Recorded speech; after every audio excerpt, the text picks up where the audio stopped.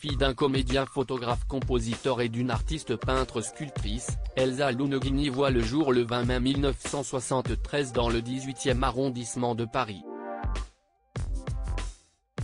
Sa carrière décolle dès le plus jeune âge au cinéma grâce à Claude Millet qui lui offre un rôle dans son film Garde à vue aux côtés de Romy Schneider, Lino Ventura et Michel Serrault. Elle n'a alors que 7 ans. On la retrouve ensuite au casting de plusieurs autres longs métrages, dont La femme de ma vie de Régis Warnier qui lui donne la possibilité de s'essayer à la chanson pour la première fois.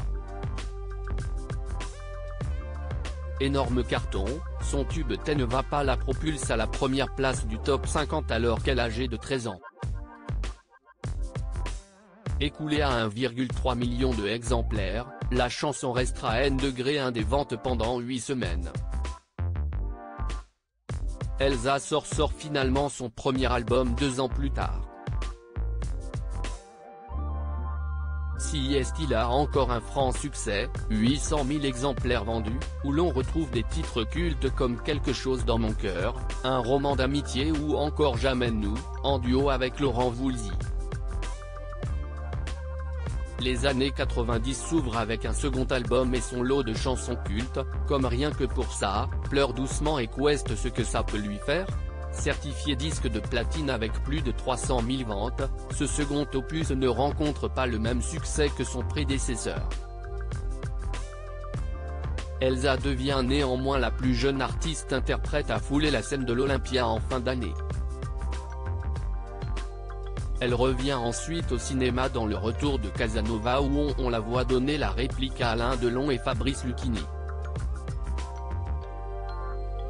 Le film lui permet également de fouler le tapis rouge du Festival de Cannes pour la première fois de sa carrière. Le troisième album d'Elsa, Douce violence, brise son image un peu lisse. Une franche réussite qui enregistre plus de 200 000 ventes.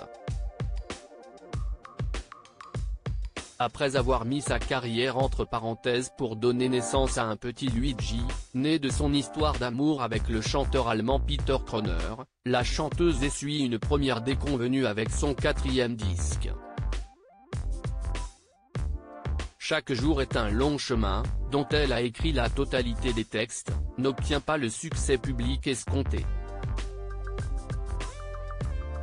Quand Elsa Lounguini passe de la chanson à télévision, le 21e siècle sera placé sous le signe de la télévision pour Elsa Lounguini. La chanteuse tourne coup sur coup dans 2 téléfilms au début du nouveau millénaire, La mort est rousse, avec Bernard Giraudot, et 3 jours en juin, avec Guy Marchand.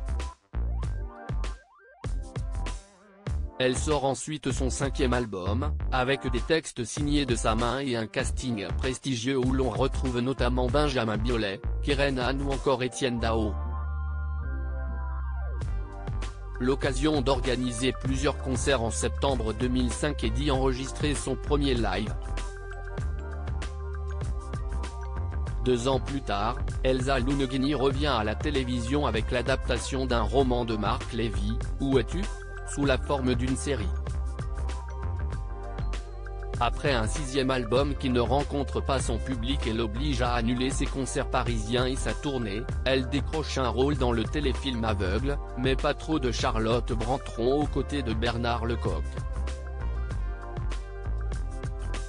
La télévision lui réussit plutôt bien puisqu'elle y revient grâce à la saga estivale La Maison des Rocheville avec Alexandre Brasseur.